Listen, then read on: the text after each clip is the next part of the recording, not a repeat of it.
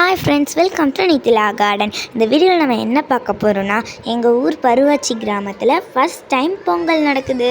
அதனால் அந்த 2 வீக்ஸ்க்கு முன்னாடி இருந்தே எல்லா நைட் டின்னரும் இங்கேயே கொடுத்துட்றாங்க. அதுக்காக தான் எல்லோரும் க்யூவில் நின்று வாங்கிட்டுருக்காங்க. இதுதான் எங்கள் ஊரில் நடக்கிற ஃபஸ்ட்டு பொங்கல். வாங்க டான்ஸ் காமிக்கிறேன்.